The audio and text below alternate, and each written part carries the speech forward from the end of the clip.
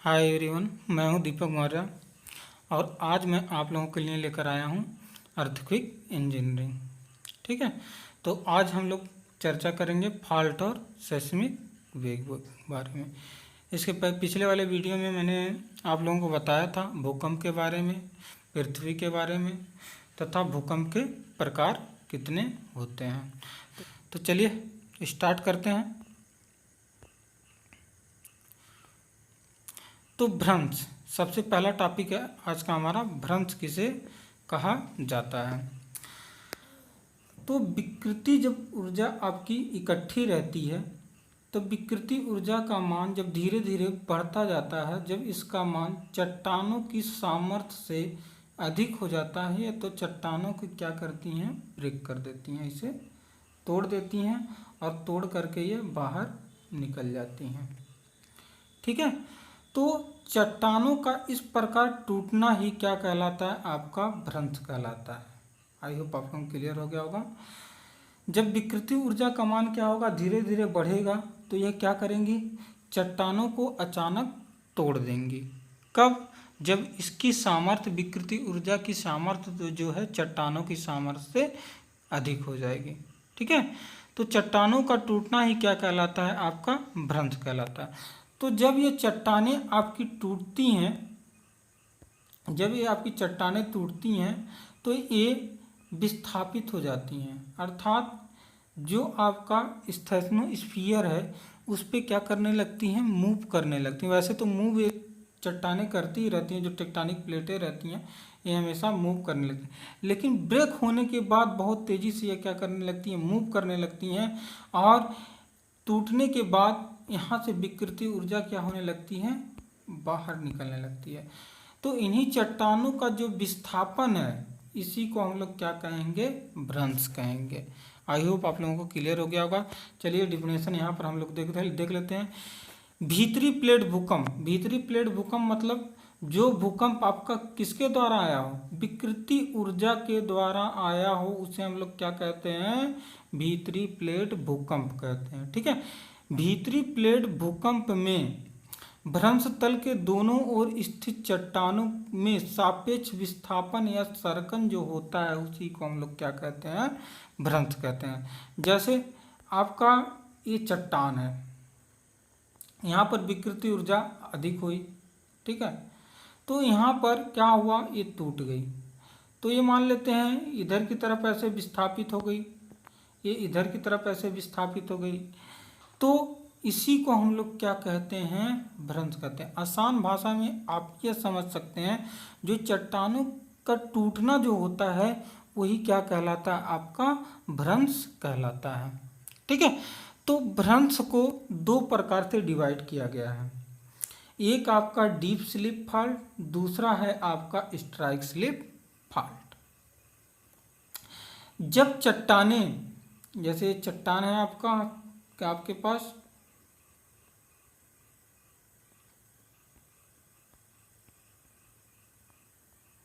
ये चट्टान है, यदि यह चट्टान क्षैतिज और ऊर्ध्वाधर दोनों दिशा में विस्थापित हो रहा है, ठीक है, अर्थात कुछ इस प्रकार विस्थापित हो रहा है, ये आपका ऊर्ध्वाधर भी है और क्षैतिज, जैसे ऊपर जा रहे हैं तो ऊर्ध्वाधर और इंक्लाइन की तरफ जा रहे हैं तो क्षैतिज भी हो रहा है यहाँ पर। तो जब चट्टानों का विस्थापन जो होता है ऊर्ध्वाधर और क्षैतिज दोनों होता है तो उसे हम लोग क्या कहते हैं, डीप स्लिप फॉल्ट कहते हैं। ठीक, आई होप यहाँ से आप लोगों को क्लियर हो गया होगा। और स्ट्राइक स्लिप फॉल्ट किसे कहते हैं, जब चट्टानों का विस्थापन केवल क्षैतिज में हो, जब चट्टानों का विस्थापन केवल क्षैतिज में हो तो उसे हम लोग क्या कहते हैं, स्ट्राइक स्लिप फॉल्ट कहते हैं। जैसे यहाँ पर ये चट्टान है मान लेते हैं,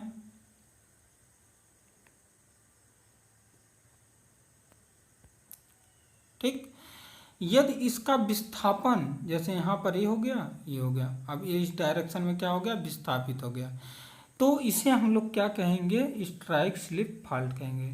ठीक है, तो जब चट्टानों का विस्थापन क्षैतिज और ऊर्ध्वाधर दोनों हो तो उसे हम लोग क्या कहेंगे, डीप स्लिप फॉल्ट कहेंगे। जब चट्टानों का विस्थापन केवल क्षैतिज हो तो उसे हम लोग क्या कहेंगे, स्ट्राइक स्लिप फाल्ट कहेंगे। आई होप दोनों डिफिनेशन आपको समझ में आ गया होगा। चलिए, भ्रंश को समझने के लिए हम लोग एक बहुत ही अच्छा इमेज देखते हैं। तो यहाँ पर देखिए, आपके पास एक इमेज है यहाँ पर, तो इसके अंदर आपकी विकृति ऊर्जा इकट्ठी है। ठीक है, तो विकृति ऊर्जा का मान क्या हो गया, धीरे धीरे आपका बढ़ता गया। ठीक है, इस विकृति ऊर्जा का मान जब बढ़ गया, जब इसका मान इतना ज़्यादा बढ़ गया कि चट्टानों की सामर्थ्य से क्या हो गया है, इसका सामर्थ्य अधिक हो गया, इस विकृति ऊर्जा का सामर्थ्य अधिक हो गया, तो यह विकृति ऊर्जा क्या किया, इस वाले चट्टान को ब्रेक कर दिया, तोड़ दिया। ठीक है, तो विकृति ऊर्जा के द्वारा अर्थात भीतरी प्लेट भूकंप के समय चट्टानों का टूटना ही क्या कहलाता है, आपका भ्रंश कहलाता है। ठीक है, तो ये आपका भ्रंश का इमेज हो गया। आई होप आपको ये समझ में आ गया होगा। तो देखिए, यहाँ पर ये विकृति ऊर्जा के द्वारा ये चट्टानें ऐसे टूट गई हैं। ठीक है, अब टूट करके ये क्या हो जाएंगी, विस्थापित हो जाएंगी। तो इसी को हम लोग क्या कहेंगे, भ्रंश कहेंगे। चट्टानों का टूटना ही क्या कहलाता है, भ्रंश कहलाता है। लेकिन कब, भीतरी प्लेट भूकंप के द्वारा अर्थात विकृति ऊर्जा के द्वारा जब भूकंप आती है तो चलिए आगे बात करते हैं हम लोग। ये डीप स्लिप फॉल्ट के बारे में बताया गया है यहाँ पर। जैसा कि हमने बताया था, जब चट्टानों का विस्थापन क्षैतिज तथा ऊर्ध्वाधर दोनों हो तो उसे हम लोग क्या कहते हैं, डीप स्लिप फॉल्ट कहते हैं। जैसे देखिए यहाँ पर, भ्रंश तल के दोनों ओर स्थित चट्टानों में सर्कन की दिशा जब क्षैतिज और ऊर्ध्वाधर दोनों हो तो उसे हम लोग क्या कहेंगे, डीप स्लिप फॉल्ट कहेंगे। अब डीप स्लिप फॉल्ट दो भागों में डिवाइड है आपका। एक आपका नॉर्मल स्लिप फॉल्ट होता है, एक आपका रिवर्स फॉल्ट होता है। ठीक है, एक नॉर्मल फॉल्ट हो गया आपका, एक आपका रिवर्स फॉल्ट होगा। दोनों में आपका क्षैतिज और ऊर्ध्वाधर विस्थापन होता है। आई होप आपको यहाँ तक क्लियर हो गया होगा। अब इन दोनों को समझने के लिए हम लोग एक इमेज देखते हैं। जैसा कि यहाँ पर देख रहे हैं, ये आपका नॉर्मल फॉल्ट है, ये आपका रिवर्स फॉल्ट है। ठीक है, ये आपका नॉर्मल फॉल्ट, ये आपका रिवर्स फॉल्ट। जब चट्टानों में विस्थापन क्षैतिज तथा ऊर्ध्वाधर दोनों हों, लेकिन विस्थापन के समय चट्टानें एक दूसरे से दूर जाएं। समझ लीजिए इसको। जब चट्टानों में विस्थापन क्षैतिज और ऊर्ध्वाधर दोनों, यहाँ पर देखिए, यहाँ पर इंक्लाइन है, तो इंक्लाइन जब है तो यहाँ पर जो विस्थापन हो रहा है क्षैतिज और ऊर्ध्वाधर दोनों हो रहा है। तो जब चट्टानों में विस्थापन क्षैतिज तथा ऊर्ध्वाधर दोनों, लेकिन ये चट्टानें दूर जा रही हूँ, अर्थात जब विस्थापित होकर के कहाँ जा रही हैं, एक दूसरे के विपरीत जा रही हैं, तो इसी को हम लोग क्या कहेंगे, नॉर्मल फॉल्ट कहेंगे। आई होप आपको यह क्लियर हो गया होगा। देखिए, मान लेते हैं यहाँ पर यह चट्टान है।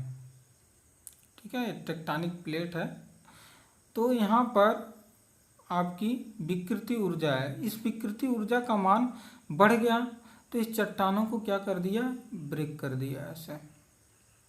ठीक है, अब यह चट्टानें ब्रेक होने के बाद क्या हो रही हैं, एक दूसरे से दूर जाने लग रही हैं। ठीक है, तो ये वाली प्लेट है जो इधर वाली, ये किधर की तरफ आने लगेगी, ऐसे नीचे की तरफ आने लगी। जब दूर जाएंगी तो जाहिर सी बात है ये वाली प्लेट नीचे की तरफ आने लगेगी। ठीक है, तो इसी को हम लोग क्या कहेंगे, नॉर्मल फॉल्ट कहेंगे। आई होप ये क्लियर हो गया होगा। चलिए रिवर्स फॉल्ट की बात करते हैं। जब चट्टानों में विस्थापन क्षैतिज तथा ऊर्ध्वाधर दोनों हो, लेकिन ठीक है ये चट्टानें क्या हों, एक दूसरे के पास आ रही हों, तो इसी को हम लोग क्या कहते हैं, रिवर्स फॉल्ट कहते हैं। यहाँ पर देख लीजिए, मान लेते हैं आपकी टेक्टोनिक प्लेटें हैं, यहाँ पर विकृति ऊर्जा इकट्ठी हो रही है और यहाँ पर ऐसे ही है, क्षैतिज तथा ऊर्ध्वाधर दिशा में क्या हो गया, ब्रेक हो गया। तो जब यह टेक्टोनिक प्लेटें एक दूसरे के पास आती हैं, ऐसे या चट्टानें एक दूसरे के पास आती हैं तो क्या होता है, इधर वाली चट्टान इसके ऊपर ऐसे चढ़ने लगता है।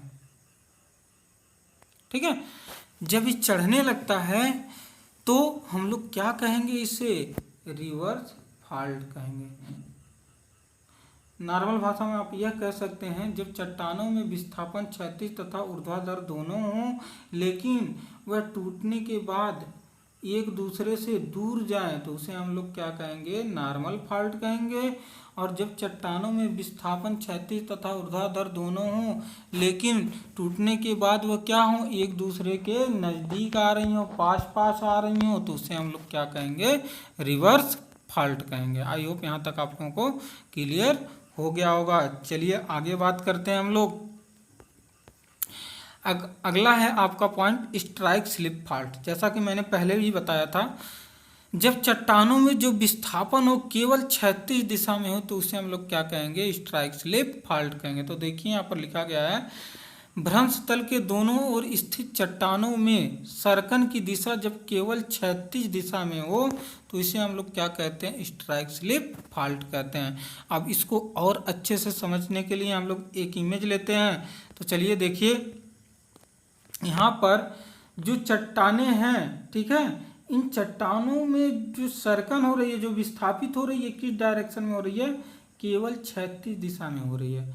क्या ये ऊपर उठ रहा है, नहीं उठ रहा है। ठीक है, केवल आपकी क्षैतिज दिशा में ये चट्टानें आपकी सरक रही हैं, अर्थात ये इधर जा रही हैं और ये इधर जा रही हैं। यहाँ पर देखिए ये इधर जा रही हैं, ये आपकी इधर जा रही हैं। तो ऐसे फॉल्ट को हम लोग क्या कहते हैं, स्ट्राइक स्लिप फॉल्ट कहते हैं। आई होप आप लोगों को क्लियर हो गया होगा कि स्ट्राइक स्लिप फॉल्ट होता क्या है। तो स्ट्राइक स्लिप फॉल्ट को भी दो भागों में डिवाइड किया गया। पहला आपका राइट लैटरल स्ट्राइक फॉल्ट, दूसरा आपका लेफ्ट लैटरल स्ट्राइक फॉल्ट। तो यहाँ पर देखिए, राइट लैटरल स्ट्राइक फॉल्ट में यहाँ पर देखिए चट्टानों का विस्थापन क्या हो रहा है, क्षैतिज हो रहा है, लेकिन ये टूटने के बाद जो राइट वाली चट्टानें हैं ये इधर की तरफ आपकी मूव हो रही हैं, तो इसे हम लोग क्या कहेंगे, राइट लैटरल स्ट्राइक फॉल्ट कहेंगे। और जब आपकी लेफ्ट वाली चट्टानें इधर की तरफ मूव होने लगें तो इसे हम लोग क्या कहेंगे, left lateral strike slip fault कहेंगे। आई होप दोनों आपको बहुत ही बेहतर तरीके से समझ में आया होगा। प्लीज़ आप लोग इस वीडियो को अधिक से अधिक लाइक कर दीजिए, सब्सक्राइब कर दीजिए और अधिक से अधिक शेयर कर दीजिए, जिससे और लोग भी इस वीडियो का लाभ उठा सकें। तो चलिए आगे बात करते हैं हम लोग। अगला जो टॉपिक है हमारा भूकंप शब्दावली है। भूकंप शब्दावली आपका बहुत ही इम्पॉर्टेंट टॉपिक है। इसमें जितने भी टॉपिक हैं बहुत ही ज़्यादा इम्पॉर्टेंट हैं।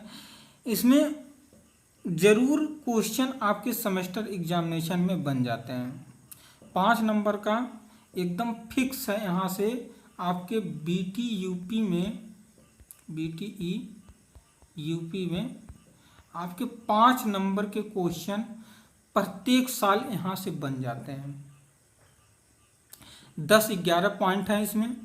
10-11 पॉइंट को हम लोग बहुत ही बेहतरीन तरीके से देखेंगे और हमारी जो उम्मीद है हर एक पॉइंट आपको बहुत ही स्पष्ट रूप से समझ में आएगा और यहाँ से आप लोग एग्जामिनेशन में 5 नंबर पक्के पा जाएंगे। बस आप लोग ध्यान से सुनिएगा और इमेज बस देखते रहिएगा। इमेज आप लोगों के लिए बहुत ही बेहतरीन लाया गया है। जब इमेज आप लोग एक बार देख लेते हैं तो क्या होता है, वह आपके दिमाग में बैठ जाता है, वह कभी भूलता नहीं है। तो चलिए देखते हैं। तो पहली जो शब्दावली है आपकी क्या है, भूकंप विज्ञान है। इसमें 10-11 पॉइंट हैं। 10-11 जो पॉइंट हैं आपके टिप्पणी में पूछे जाते हैं। 5 नंबर का क्वेश्चन कहेगा, इसमें कहेगा निम्न का उत्तर दीजिए। भूकंप क्या होता है, उत्केंद्र क्या होता है, फोकस क्या होता है, ठीक है, उत्केंद्र दूरी क्या होती है, फोकस दूरी क्या होती है, महाद्वीपीय विचलन क्या होता है, इन्हीं सब के बारे में यहाँ पर आपसे पूछा जाएगा। तो एकदम बेहतरीन तरीके से आपको समझाया जाएगा, जिससे आप इसे कभी भी भूल ना सकें। तो देखिए, पहला टॉपिक आपका भूकंप विज्ञान। तो भूकंप विज्ञान सभी लोग जानते हैं क्या होता है। जब हम लोग किसके बारे में अध्ययन करते हो, भूकंप के बारे में अध्ययन करें, तो उसे हम लोग क्या कहते हैं, भूकंप विज्ञान कहते हैं। कभी कभी आपके ऑब्जेक्टिव क्वेश्चन में इस तरह क्वेश्चन पूछ लेता है, सिस्मोलॉजी किसे कहते हैं, तो वहाँ पर आपको ट्रिक में लगाना रहता है भूकंप के अध्ययन को। तो इस चीज़ को ध्यान में रखिएगा, भूकंप विज्ञान ना दे करके आपको सिस्मोलॉजी दिया रहेगा। तो ये बहुत ही इम्पॉर्टेंट है आपके लिए, यहाँ से क्वेश्चन आपका ऑब्जेक्टिव बन जाता है। या कह देगा भूकंप के अध्ययन को क्या कहते हैं, तो भूकंप के अध्ययन को हम लोग क्या कहते हैं, सिस्मोलॉजी कहते हैं। तो भूकंप विज्ञान का डिफिनेशन यही हुआ कि जब हम लोग किससे संबंधित अध्ययन करें, भूकंप से संबंधित अध्ययन करते हैं, तो उसे हम लोग क्या कहते हैं, भूकंप विज्ञान कहते हैं। तो इसका डिफिनेशन यहाँ पर देखिए क्या लिखा गया है, विज्ञान की वह शाखा जिसके अंतर्गत भूकंप से संबंधित अध्ययन किया जाता है, क्या कहलाता है, भूकंप विज्ञान कहलाता है। चलिए आगे चलते हैं। यहाँ पर एक इमेज लाए हैं, इस इमेज से हर एक पॉइंट बहुत ही बेहतरीन तरीके से आपको समझाएंगे। तो चलिए देखते हैं। सबसे पहले उद्गम केंद्र या फोकस क्या होता है, उद्गम केंद्र या फोकस क्या होता है। तो जहाँ पर विकृति ऊर्जा इकट्ठी रहती है या जहाँ से आपकी तरंगें उत्सर्जित होती हैं। यहाँ पर देखिए, यहाँ पर विकृति ऊर्जा आपकी इकट्ठी है, अब यहीं से आपकी क्या होती हैं, तरंगें निकलती हैं। चट्टानों को ब्रेक करके यहीं से तरंगें उत्सर्जित होती हैं। तो जहाँ पर विकृति ऊर्जा इकट्ठी रहती है या जहाँ से तरंगें उत्सर्जित होती हैं, उसको हम लोग क्या कहते हैं, उद्गम केंद्र या फोकस कहते हैं। आई होप बहुत ही अच्छे तरीके से आपको समझ में आया होगा। चलिए अब दूसरी बात हम लोग कर लेते हैं। यह उद्गम केंद्र कितने किलोमीटर से अधिक नहीं हो सकता है, यह उद्गम केंद्र कितने किलोमीटर से अधिक नहीं हो सकता है, जैसा कि बताया गया था 700 किलोमीटर। यह उद्गम केंद्र 700 किलोमीटर से आपका अधिक नहीं हो सकता। तो यहाँ पर उद्गम केंद्र की जो गहराई है कभी भी 700 किलोमीटर से अधिक आपकी नहीं हो सकती है। तो चलिए आगे हम लोग देखते हैं। अगला जो पॉइंट है हमारा, उत्केंद्र क्या होता है, उत्केंद्र।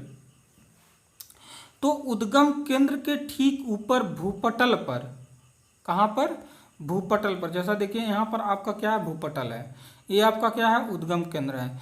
उद्गम केंद्र के ठीक ऊपर भूपटल पर जो बिंदु मिलता है उसे हम लोग क्या कहते हैं, उत्केंद्र कहते हैं। या आप यह कह सकते हैं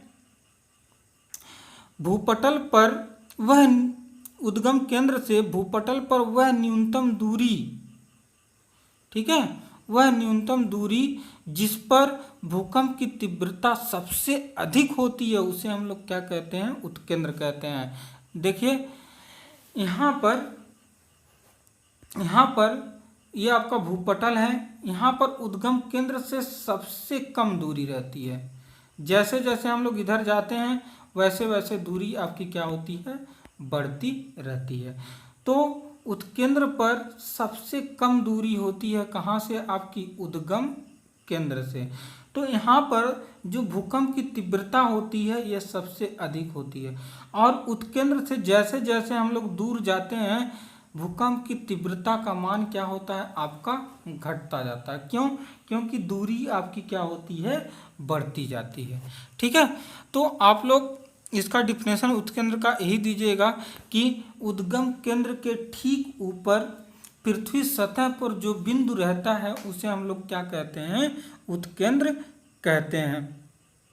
या आप कह सकते हैं कि उद्गम केंद्र से भूपटल के न्यूनतम दूरी के बिंदु को, उद्गम केंद्र से भूपटल के न्यूनतम दूरी के बिंदु को उत्केंद्र कहते हैं, जो आपकी सबसे न्यूनतम दूरी है।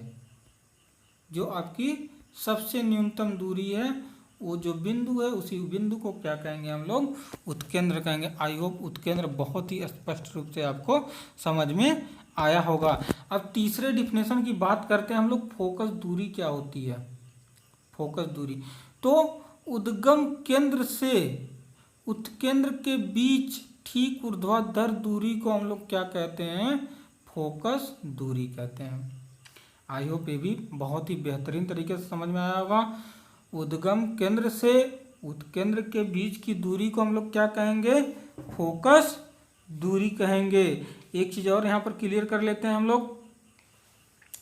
आप लोग बताइए, उथले भूकंप किसे कहते हैं, कमेंट में जाकर के जरूर बताइएगा आप लोग। उथले भूकंप किसे कहते हैं, मध्यम भूकंप किसे कहते हैं, और गहरे भूकंप किसे कहते हैं। इसके पिछले वीडियो में आप लोगों को बताया गया है, तो आप लोग प्लीज़ कमेंट में जाकर बताइएगा उथले भूकंप कब होता है, मध्यम भूकंप कब होता है, और गहरे भूकंप कब होता है। इसका डिफिनेशन आप लोग कमेंट बॉक्स में जाकर के दीजिएगा। तो चलिए आगे हम लोग बात करते हैं उत्केंद्र दूरी की।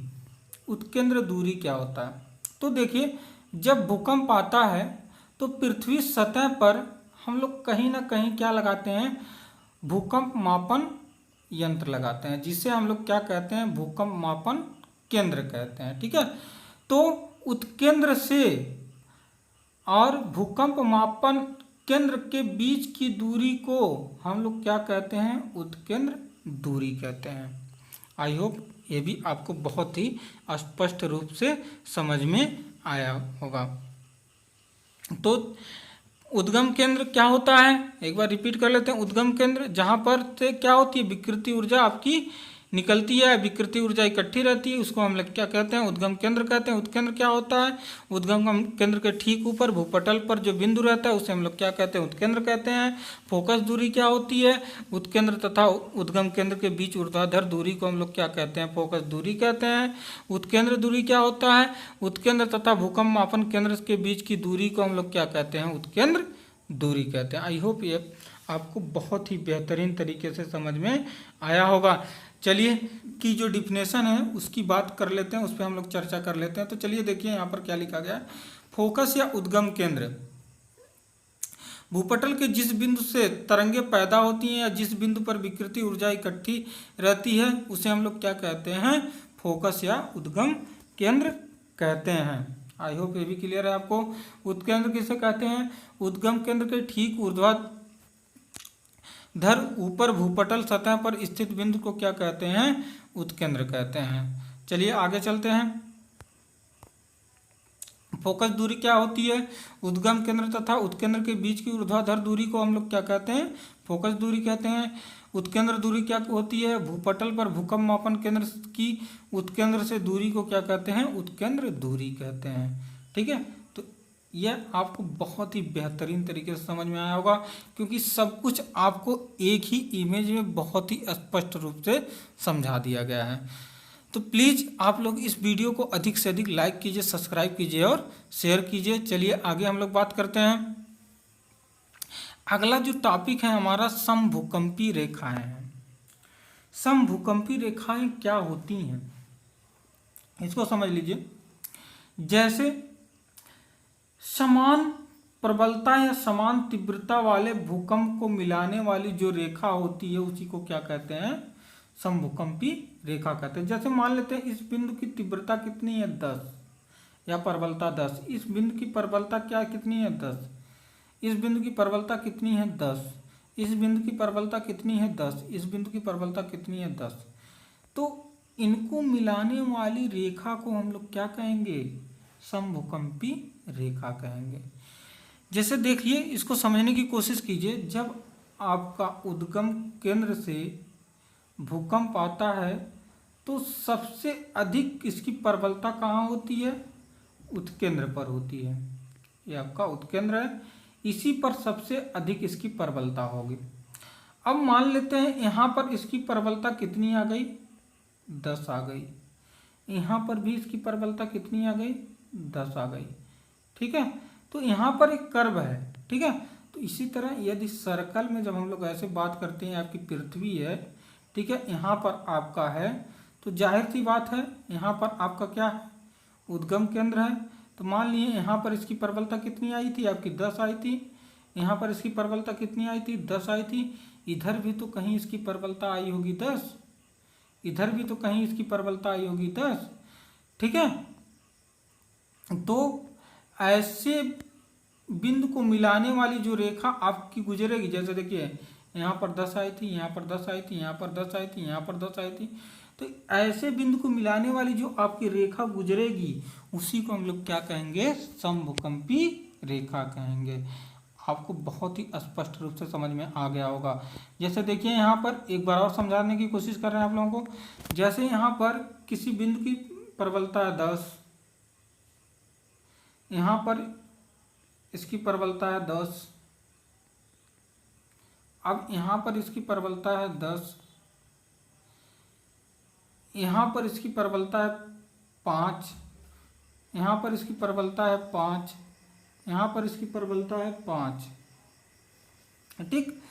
तो 10 वाले बिंदु को मिलाने वाली जो रेखा जाएगी, जो समान प्रबलता वाले को मिला रही है, उसे हम लोग क्या कहेंगे, समभूकंपी रेखा कहेंगे। अब ये 5-5 को मिलाने वाली रेखा जो जाएगी, इसे भी हम लोग क्या कहेंगे, समभूकंपी रेखा कहेंगे। तो समान प्रबलता वाले भूकंपों को मिलाने वाली जो आपकी रेखा गुजरती है उसे हम लोग क्या कहते हैं, समभूकंपी रेखा कहते हैं। आई होप आपको पूरा स्पष्ट रूप से समझ में आया होगा। तो अगला जो टॉपिक है हमारा क्या है, अग्र झटके हैं। अग्र झटके क्या होता है, तो देखिए कुछ तीव्र भूकंप से पहले हल्के भूकंप आते हैं, ठीक है। कुछ तीव्र भूकंप जब आपके आते हैं, बहुत ही भयानक भूकंप आते हैं, तो उनके आने से पहले क्या होता है, कुछ हल्के हल्के हमें क्या होते हैं, झटके महसूस होते हैं, ठीक है। उसी को हम लोग क्या कहते हैं, अग्र झटके कहते हैं, ठीक है। तो देखिए यहाँ पर कुछ तीव्र भूकंप से पहले हल्के भूकंप आते हैं। इन भूकंपों के झटके बहुत ही क्या होते हैं, क्षीण होते हैं, बहुत ही कम होते हैं। कभी कभी हमें क्या होता है, ये झटके महसूस होते हैं, कभी कभी ये झटके हमें महसूस ही नहीं होते हैं। परंतु कोई ज़रूरी नहीं है कि आपकी तीव्र भूकंप आने से पहले हमेशा आपको अग्र झटके महसूस हों। कभी कभी क्या होता है, अग्र झटके आपको महसूस नहीं होती हैं। तो तीव्र भूकंप के आने से पहले जो हमें हल्के झटके महसूस होते हैं उसी को हम लोग क्या कहते हैं, अग्र झटके कहते हैं। अब पश्च झटके की बात कर लेते हैं। तो तीव्र भूकंप आने के बाद जो हमें झटके महसूस होते हैं उसे हम लोग क्या कहते हैं, पश्च झटके कहते हैं। तो चलिए देख लेते हैं इसको। तो अग्र झटके किसे कहेंगे, जो भूकंप के आने से पहले हमें झटके महसूस होते हैं उसे हम लोग अग्र झटके कहते हैं। और भूकंप आने के बाद जो झटके महसूस होते हैं उसे हम लोग क्या कहते हैं, पश्च झटके कहते हैं।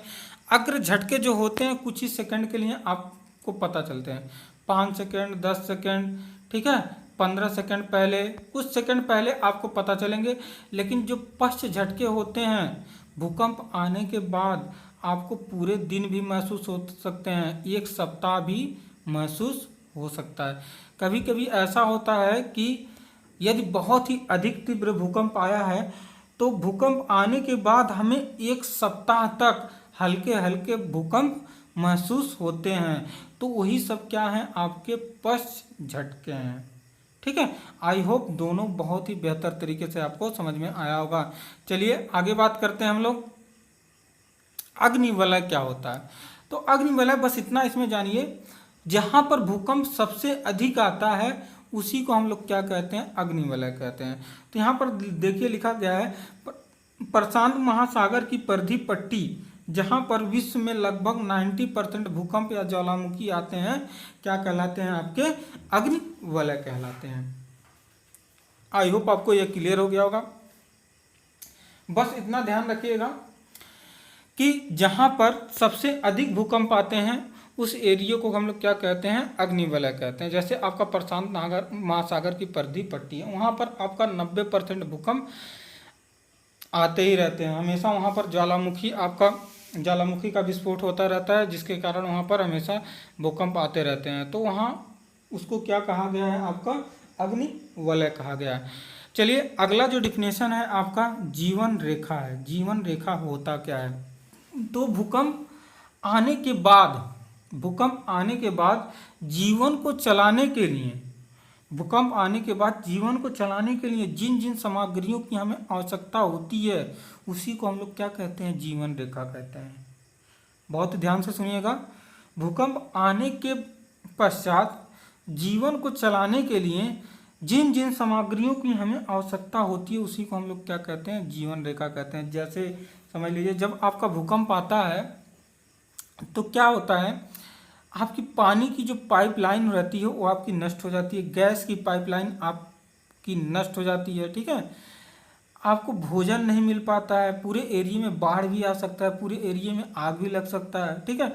तो भूकंप आने के बाद यदि आपको सुविधा मिल रही है, जैसे भोजन मिल जा रहा है आपको, पानी मिल जा रहा है आपको, ठीक है, आने जाने के लिए रास्ता मिल जा रहा है, ठीक है, सीवेज प्रणाली आपकी सही हो जा रही है, तो इन्हीं सभी चीज़ों को हम लोग क्या कहेंगे, जीवन रेखा कहेंगे। आई होप आपको जीवन रेखा बहुत ही स्पष्ट रूप से समझ में आया होगा। चलिए आगे बात करते हैं महाद्वीपीय विचलन। महाद्वीपीय विचलन होता क्या है? जैसे कि हम लोग जानते हैं कि आपकी जो टेक्टोनिक प्लेटें हैं, 7 टेक्टोनिक प्लेटें हैं, इन्हीं टेक्टोनिक प्लेटों को हम लोग क्या कहते हैं, महाद्वीप कहते हैं, ठीक है। तो इन टेक्टोनिक प्लेटों को हम कहाँ पर हैं, आपके ये स्थल मंडल में है। स्थल मंडल को ही हम लोग क्या कहते हैं, टेक्टोनिक प्लेटें कहते हैं। स्थल मंडल कई प्लेटों से डिवाइड हैं, इन्हीं को क्या कहा जाता है, आपका टेक्टोनिक प्लेटें कही जाती हैं। तो ये जो टेक्टोनिक प्लेटें होती हैं, ये आपकी स्टेथोस्फीयर पर हमेशा तैरती रहती हैं, ठीक है। अर्थात ये जो टेक्टोनिक प्लेटें होती हैं, हमेशा स्टेथोस्फीयर जो आपकी श्यान द्रव की तरह व्यवहार करती हैं, उस पर यह हमेशा तैरती रहती हैं।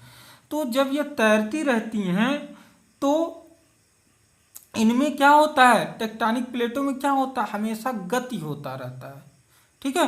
तो इसी को हम लोग क्या कहते हैं, महाद्वीपीय विचलन कहते हैं। अर्थात ये जो टेक्टोनिक प्लेटें हैं, आसान भाषा में आप कह सकते हैं टेक्टोनिक प्लेटें कहाँ तैरती हैं। जैसे एक टेक्टोनिक प्लेट है, ये टेक्टोनिक प्लेटें आपके स्टेथोस्फीयर जो आपका लिक्विड की तरह व्यवहार करता है, उसी पर यह तैरती रहती हैं, अर्थात उसी पर यह गति करती रहती हैं, जिससे इसमें क्या होता रहता है, हमेशा विचलन होता रहता है। इसी को हम लोग क्या कहते हैं, महाद्वीपीय विचलन कहते हैं, ठीक है। तो देखिए, महाद्वीपीय विचलन के जो प्रतिपादक थे वो अल्फ्रेड वेगनर थे। इन्होंने 1915 में यह बताया था कि जो महाद्वीप हैं, सारे जो महाद्वीप हैं, पहले एक विशाल महाद्वीप थे, जिसे क्या कहा गया था, पंगाई। इसका नाम उन्होंने क्या बताया था, पंगाई बताया था, ठीक है। तो इन्होंने बताया कि पहले जो सारे महाद्वीप थे एक विशाल महाद्वीप थे, लेकिन बाद में यह कई महाद्वीपों में क्या हो गए, विभाजित हो गए, ठीक है, जो आज भी हमारे सामने उपस्थित हैं, ठीक है, जो आज भी हमारे सामने उपस्थित हैं। वो महाद्वीप कौन कौन से हैं, यूरेशियन महाद्वीप, इंडो ऑस्ट्रेलियन महाद्वीप, पैसिफिक महाद्वीप, उत्तरी अमेरिकन महाद्वीप, दक्षिणी अमेरिकन, अफ्रीकन, अंटार्कटिक, ये सारे महाद्वीप आज भी हमारे सामने क्या हैं, उपस्थित हैं, ठीक है। और ये जो महाद्वीप हैं ये क्या हो रही हैं, स्टेथोस्फीयर पर तैर रही हैं, ठीक है। तो उस समय जब यह सिद्धांत दिए तो इनका सिद्धांत क्या कर दिया गया, रद्द कर दिया गया, इनके सिद्धांत को नहीं माना गया। तो इन्होंने कुछ संशोधन किया। इन्होंने यह कहा कि यह जो महाद्वीप हैं, ठीक है, यह जो महाद्वीप हैं वो आज हमारे सामने टेक्टोनिक प्लेटों के रूप में स्थल मंडल में पाई जाती हैं, तथा जो स्टेथोस्फीयर पर क्या कर रही हैं, तैर रही हैं, ठीक है। तब इनके प्रतिपादन को स्वीकार किया गया, ठीक है। 50 उसमें कितना समय लग गया था आपका, उसमें आपका 50 वर्ष लग गया था। 50 वर्ष के बाद इनकी मान्यता को स्वीकार मिली थी, ठीक है। तो उसके बाद इन्होंने बताया कि ये जो टेक्टोनिक प्लेटें हैं ये क्या हैं, आपकी स्टेथनोस्फीयर पर हमेशा तैरती रहती हैं, हमेशा गति करती रहती हैं, हमेशा विचलित होती रहती हैं, ठीक है।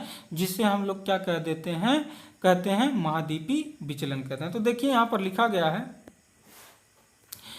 एक जर्मन भूवैज्ञानिक अल्फ्रेड वेगनर ने 1915 में महाद्वीपीय विचलन सिद्धांत प्रस्तुत किया।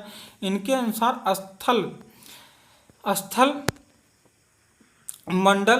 स्थल मंडल कई प्लेटों में टूटा हुआ है। ये प्लेटें स्टेथनोस्फीयर जो कि श्यान द्रव के रूप में है उसके ऊपर क्या कर रही हैं, तैर रही हैं। ये प्लेटें धीरे धीरे गति करती रहती हैं। इस प्रकार महाद्वीप धीरे धीरे अपनी स्थिति बदलते रहते हैं। महाद्वीपों को इसी गति को महाद्वीपीय क्या कहते हैं, महाद्वीपीय विचलन कहते हैं।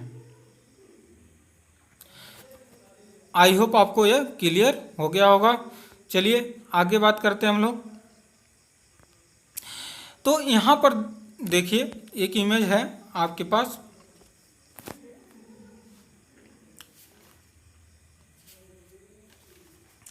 तो 200 मिलियन वर्ष पूर्व ये आपका क्या है, भारतीय प्लेट है। 200 मिलियन वर्ष पूर्व ये आपका यूरेशियन प्लेट है। इन दोनों के बीच बहुत ही ज़्यादा गैप था, ठीक है।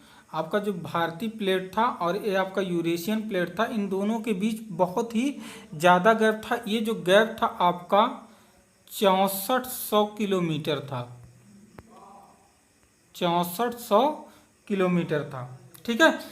ये जो भारत था, भारत आपका यूरेशियन प्लेट के, ठीक है, दक्षिण में स्थित था, ठीक।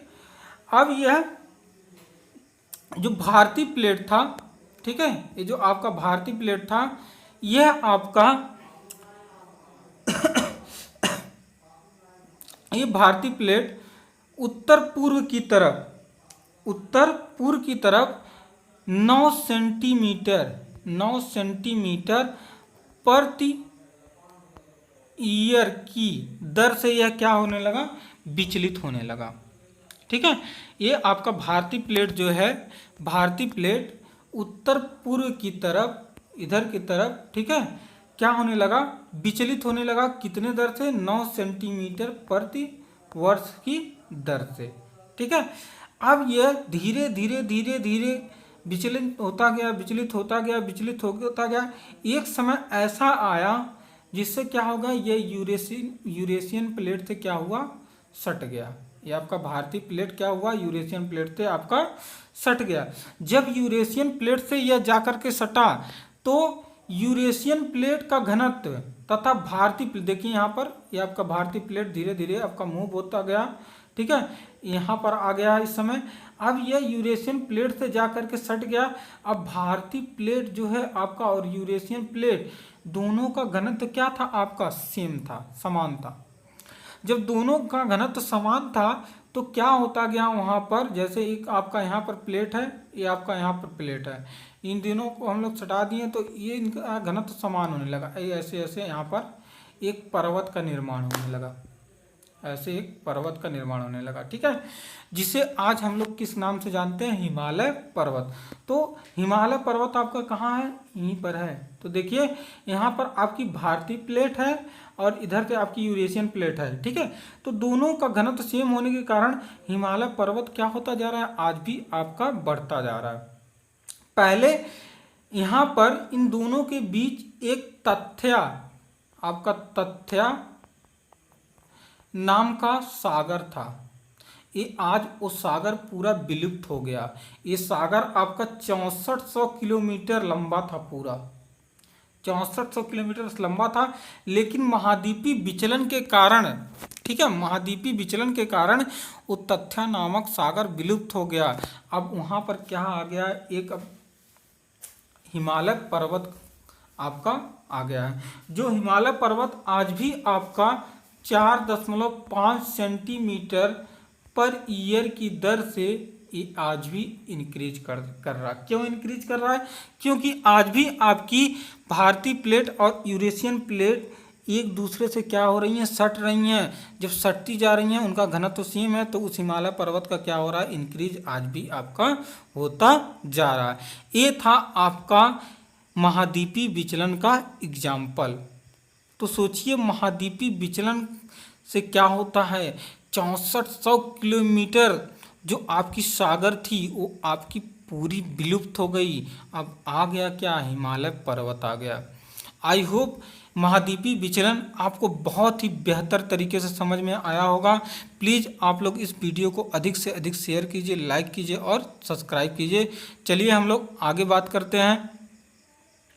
भूकंपीय तरंगे। भूकंपीय तरंगे होती क्या हैं? तो देखिए, आपकी जो पृथ्वी सतह है, पृथ्वी सतह के नीचे आपकी क्या है, विकृति ऊर्जा इकट्ठी रहती है। ठीक है, जब यह विकृति ऊर्जा चट्टानों को ब्रेक करके अचानक निकलती रहती हैं, तो इन्हीं को हम लोग क्या कहते हैं, तरंगे कहते हैं। ठीक है, तो इसको देख लीजिए क्या है यहाँ पर। देखिए, जब भूकंप आते हैं तो फोकस से अधिक ऊर्जा उत्सर्जित होती है, जिससे भूकंपी क्या कहते हैं, तरंगे कहते हैं। वही विकृति ऊर्जा को हम लोग क्या कहते हैं, जब चट्टानों को तोड़ करके अचानक ये बाहर की तरफ निकल जाती हैं, तो इसे हम लोग क्या कहते हैं, भूकंपी तरंगे कहते हैं। यह ऊर्जा भूकंपी तरंगों के रूप में भूपटल के भीतरी भाग में होती हैं। ठीक है, और यह चारों तरफ क्या होती हैं, फैल जाती हैं। इसकी तीव्रता सबसे अधिक कहाँ होती है, उत्केंद्र पर होती है, और जैसे जैसे उत्केंद्र से हम लोग दूर जाते हैं, इसकी तीव्रता क्या होती जाती है, आपकी घटती चली जाती है। आई होप आपको क्लियर हो गया होगा। चलिए आगे बात करते हैं। भूकंपी तरंगों के प्रकार। तो भूकंपी तरंगे जो हैं ये मेन दो भागों में डिवाइड हैं। एक आपका पिंडी तरंगे, एक आपका क्या है, सतही तरंगे। ठीक है, जो तरंगे हैं ये कितने भागों में डिवाइड हैं, दो भागों में डिवाइड हैं। पहला क्या है आपका पिंडी तरंगे, जिसे हम लोग आंतरिक तरंगे भी कहते हैं। दूसरा क्या है आपका सतही तरंगे। पिंडी तरंगे क्या होती हैं, ये पिंडी तरंगे होती क्या है, इसको जान लीजिए। ये तरंगे भूपटल के भीतरी भाग से होकर गमन करती हैं। जो आपकी पृथ्वी है, ठीक है, मान लेते हैं यहाँ पर उत्केंद्र है, इसके भीतर से होकर के ऐसे जाती हैं। इसे हम लोग क्या कहते हैं, पिंडी तरंगे कहते हैं। पिंडी तरंगे आपके दो प्रकार के होते हैं। पहला आपका क्या होता है, पहला आपका होता है प्राथमिक तरंगे, पहला आपका प्राथमिक तरंगे, दूसरा आपका द्वितीयक तरंगे होता है। ठीक है, तो प्राथमिक तरंगे क्या होती हैं, अब बात ये भी कर लेते हैं। जैसे पिंडी तरंगे जाने हम लोग, जो क्या होती हैं, भूपटल के भीतर से होकर गमन करती हैं, उसे हम लोग क्या कहते हैं, पिंडी तरंगे कहते हैं। पिंडी तरंगे दो प्रकार के होते हैं, पहला आपका प्राथमिक तरंगे, दूसरा आपका द्वितीयक तरंगे। तो प्राथमिक तरंगे क्या होती हैं, ये क्षैतिज रूप में चलती हैं। ऐसे ये क्षैतिज रूप में चलती हैं। इनका वेग सबसे अधिक होता है, इनका जो वेग होता है यह सबसे अधिक होता है, और यह वेग 4 से 13 किलोमीटर पर सेकंड होता है। सोचिए, एक सेकंड में यह 4 से 13 किलोमीटर गमन करती हैं। ठीक है, और ये जो चलती हैं क्षैतिज रूप में चलती हैं, इनका जो वेग होता है 4 से 13 किलोमीटर पर सेकंड होता है। इसीलिए यह इनका वेग अधिक होने के नाते यह पृथ्वी सतह पर सबसे पहले पहुंचती हैं। पृथ्वी सतह पर प्राथमिक तरंगे जो होती हैं पृथ्वी सतह पर सबसे पहले पहुंचती हैं। इसीलिए जब पहले पहुंचती हैं, इसीलिए इसे हम लोग क्या कहते हैं, प्राथमिक तरंगे कहते हैं। ठीक है, आई होप आपको यह क्लियर हो गया होगा। चलिए हम बात करते हैं द्वितीयक तरंगे की। तो द्वितीयक तरंगों का जो वेग होता है यह आपका 3 से 7 किलोमीटर पर सेकंड होता है। जाहिर सी बात है, क्या है, किससे कम है, प्राइमरी तरंगों की वेग से क्या है, कम है। प्राइमरी तरंगों का वेग कितना था आपका, 4 से 13 किलोमीटर पर सेकंड था, लेकिन इसका कितना है, 3 से 7 किलोमीटर पर सेकंड है। ठीक है। तो द्वितीयक तरंगे का वेग जो होता है 3 से 7 किलोमीटर पर सेकंड होता है, लेकिन ये जो तरंगे होती हैं, ठीक है, ये आपकी कुछ इस प्रकार चलती हैं, ठीक है, ये तरंगे इस प्रकार चलती हैं, ठीक है, कुछ इस प्रकार चलेंगी, ये तरंगे ऐसे चलती हैं, ठीक है। तो क्या होता है, ये तरंगे बहुत ही आपकी विनाशकारी होती हैं। जैसे प्राथमिक तरंगे इस प्रकार चलती हैं, लेकिन ये तरंगे आपकी ऐसे चल रही हैं, ठीक है। तो ये तरंगे आपकी बहुत ही आपकी विनाशकारी होती हैं, ठीक। आई होप आपको यह क्लियर हो गया होगा। तो इसे द्वितीयक तरंगे क्यों कहें? ये तरंगे जो होती हैं प्राइमरी तरंगों के बाद पृथ्वी सतह पर पहुंचती हैं। जैसे जो पृथ्वी सतह पर सबसे पहले पहुंचा उसे हम लोग क्या कहते हैं, प्राइमरी तरंगे। अब द्वितीयक तरंगे प्राइमरी तरंगों के बाद पहुंचती है, तो इसीलिए हम लोग क्या कहते हैं, द्वितीयक तरंगे कहते हैं। तो इसमें आप लोग लिखेंगे द्वितीयक तरंगों का वेग, आपका द्वितीयक तरंगों का जो वेग होता है ये आपका 3 से 7 किलोमीटर पर सेकंड होता है, तथा ये तरंगे प्राइमरी तरंगों के बाद पृथ्वी सतह पर पहुंचती हैं, इसीलिए हम लोग इसे क्या कहते हैं, द्वितीयक तरंगे कहते हैं। अब बात कर लेते हैं सतही तरंगों की। जैसे तरंगे दो प्रकार की होती हैं, पहला पिंडी तरंगे, दूसरा सतही तरंगे। अब सतही तरंगे किसे कहते हैं, देखिए यहाँ पर जैसे मान लेते हैं पृथ्वी है आपका, यहाँ पर आपका उद्गम केंद्र है, यहाँ ही से आपकी प्राइमरी तरंगे और सेकेंडरी तरंगे निकलती हैं, जिसे हम लोग क्या कहते हैं, पिंडी तरंगे कहते हैं, ठीक है। पिंडी तरंगे जब आपकी भूपटल पर पहुँचती हैं तो भूपटल पर टकराने की वजह से इसमें आंतरिक क्रिया उत्पन्न होती है, ठीक है। यहाँ पर आंतरिक क्रिया उत्पन्न होती है। अब इस आंतरिक क्रिया के द्वारा यहाँ पर एक तरंगे और उत्पन्न हो जाती हैं जो भूपटल के अनुदिश चलती हैं, ऐसे चलती हैं इसी डायरेक्शन में। इसी को हम लोग क्या कहते हैं, सतही तरंगे कहते हैं। तो इसका डिफिनेशन आप इस प्रकार दे सकते हैं, पिंडी तरंगे तथा भूपटल के सतह के आंतरिक क्रिया के फलस्वरूप, पिंडी तरंगे तथा भूपटल के सतह के आंतरिक क्रिया के फलस्वरूप जो तरंगे उत्पन्न होती हैं उसे हम लोग क्या कहते हैं, सतही तरंगे कहते हैं। सतही तरंगे आपके दो प्रकार के होते हैं, पहला आपका रेल तरंगे, दूसरा आपका लव तरंगे। यहाँ पर देखिए द्वितीयक तरंगों को भी किसमें भागों में डिवाइड किया गया है, दो भागों में डिवाइड किया गया है। एक होता है आपका वर्टिकल शियर वेव होता है जिसे हम लोग एसवी बोलते हैं, एक आपका होता है वर्टिकल हॉरिजॉन्टल शियर वेव होता है, ठीक है। ये आपका वर्टिकल शियर वेव हो गया, एक आपका हॉरिजॉन्टल शियर वेव हो गया।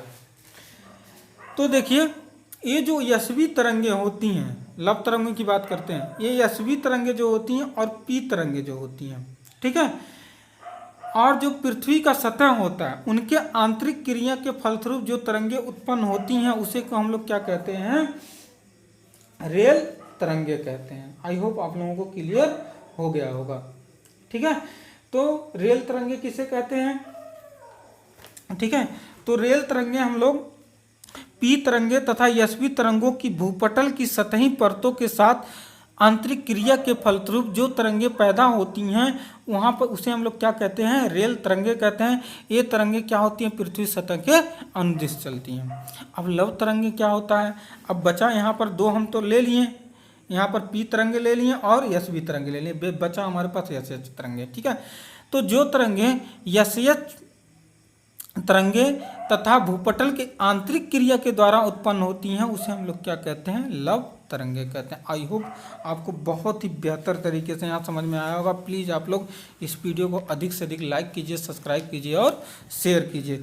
चलिए देखते हैं आगे। देखिए ये आपकी पृथ्वी है, ठीक है। तो पिंडी तरंगे और सतही तरंगे को समझने के लिए हम यहाँ पर इमेज रखें, इससे आपको बहुत ही बेहतर तरीके से समझ में आएगा। जैसे देखिए यहाँ पर आपका उद्गम केंद्र है, ठीक है। अब इसी केंद्र से देखिए, इसी केंद्र से क्या चल रही हैं, ये आपकी यश तरंगे और पी तरंगे चल रही हैं, ठीक है। जो पृथ्वी के भीतरी भाग से चलती हैं उसे हम लोग क्या कहते हैं, पिंडी तरंगे कहते हैं। यहाँ पर ये पिंडी तरंगे हो गई। अब ये पिंडी तरंगे ऐसे जाकर के सतह से क्या होंगी, टकराएंगी। तो इसके आंतरिक क्रिया के फलस्वरूप सतह और आंतरिक क्रिया के फलस्वरूप एक तरंगे उत्पन्न होगी जो आपकी इस डायरेक्शन में ऐसे चलेगी। ठीक है, इस डायरेक्शन में आपकी ऐसे चलेगी। इसी को हम लोग क्या कहते हैं, सतही तरंगे। और जो पृथ्वी के भीतर से गुजर रही है उसे हम लोग क्या कहेंगे, पिंडी तरंगे। तो यहाँ पर ये जो हो गया आपका पिंडी तरंगे हो गया, और ये जो सतह के अंदिश चल रहा है ये क्या हो गया आपका सतही तरंगे हो गया। कैसे उत्पन्न हुआ, पिंडी तरंगे और सतह के आंतरिक क्रिया के फलस्वरूप। एक बार और समझ लेते हैं। मान लेते हैं ये आपका उद्गम केंद्र है, यहाँ से जो आपकी तरंगे निकलेंगी ऐसे ऐसे, ठीक है, ये पृथ्वी से जब टकराएंगी तो यहाँ पर क्या होगा, आंतरिक क्रिया होगा। इस आंतरिक क्रिया के बाद एक तरंग निकलेगी, ठीक है, जो आपके इस डायरेक्शन में चलने लगेगी, उसी को हम लोग क्या कहेंगे, सतही तरंगे। और पृथ्वी के जो भीतर से चल रही है उसे हम लोग क्या कहेंगे, पिंडी तरंगे। आई होप पिंडी तरंगे और सतही तरंगे आपको बहुत ही स्पष्ट रूप से समझ में आ गया होगा। चलिए आगे हम बात करते हैं। देखिए आंतरिक या पिंडी तरंगे किसे कहते हैं, डिफिनेशन सुन लीजिए। ये तरंगे भूपटल के भीतरी भाग से होकर गमन करती है, जैसा मैंने बताया था भूपटल के अंदर से होकर जाती हैं, तो इसे हम लोग क्या कहते हैं, पिंडी तरंगे कहते हैं। इन्हें दो भागों में बांटा गया, प्राथमिक तरंगे और द्वितीयक तरंगे। ये भी सब हम बता चुके हैं। चलिए आगे चलते हैं। प्राथमिक तरंगे क्या होती हैं, इन तरंगों का वेग 4 से 13 किलोमीटर पर सेकेंड होता है और इनका वेग सबसे अधिक होता है। ये तरंगे भूपटल पर सबसे पहले पहुंचती हैं, अभी बताएं, इसलिए इसे प्राथमिक तरंगे कहते हैं। इन तरंगों का आयाम, प्राथमिक तरंगों का जो आयाम होता है आपका कम होता है, इसीलिए ये आपकी कम विनाशकारी होती हैं। लेकिन आपकी जो द्वितीयक तरंगे होती हैं, द्वितीयक तरंगों का आयाम आपका बहुत ही अधिक होता है, इसलिए वो आपकी क्या होती हैं, अधिक हानिकारक होती हैं। ये आपका प्राथमिक तरंगों का फिगर है, इसे स्पष्ट रूप से देख लीजिए।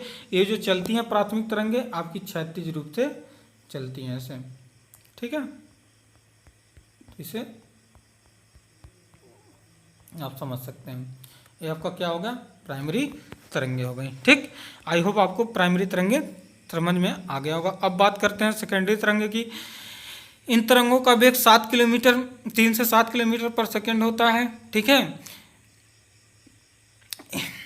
और इन तरंगों का क्या होता है, आयाम बहुत ही अधिक होता है, जिससे क्या होती हैं, ये तरंगे बहुत ही हानिकारक होती हैं।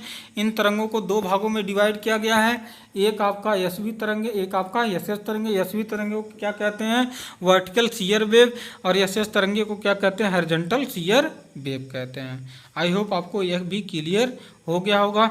ये तरंगे जो चलती हैं आपकी कुछ इस प्रकार चलती हैं, मैंने बताया था पहले ही, तो आपका ये हो गया। अब अगले डिफिनेशन की बात करते हैं। सतही तरंगे पिंडी तरंगे एवं भूपटल के सतहों के बीच आंतरिक क्रिया के फलस्वरूप उत्पन्न होती हैं, ये भी मैंने बताया था आपको। जैसे ये आपका भूपटल है, यहाँ पर आपका उद्गम केंद्र है, तो इसे हम लोग क्या कहेंगे, पिंडी तरंगे कहेंगे।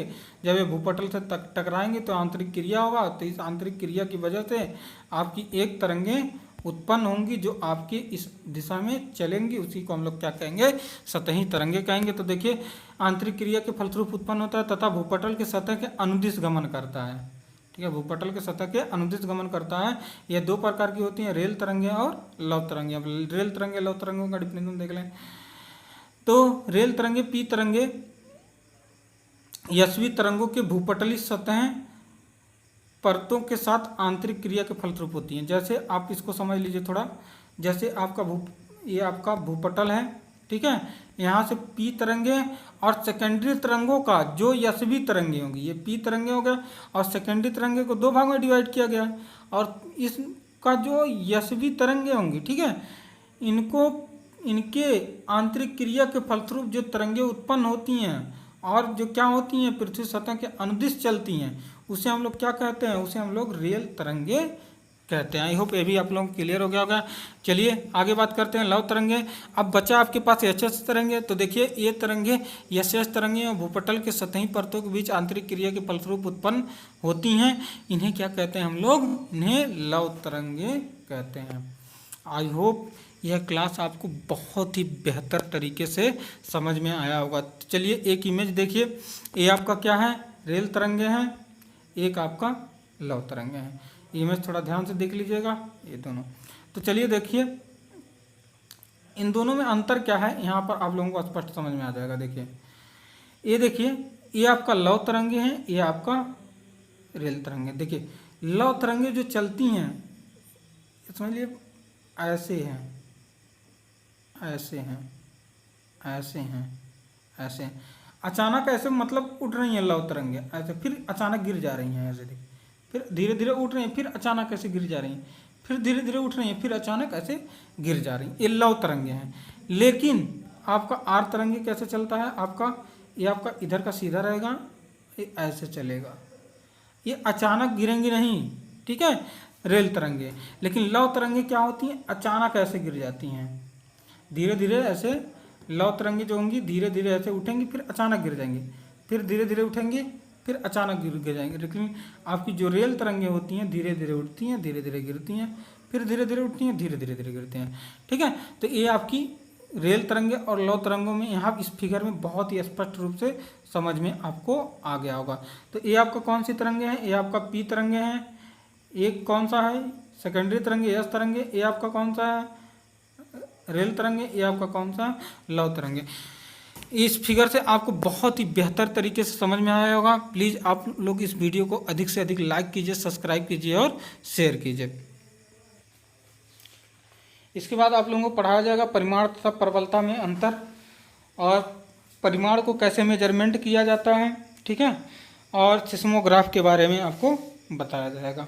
आज के लिए बस इतना ही, धन्यवाद।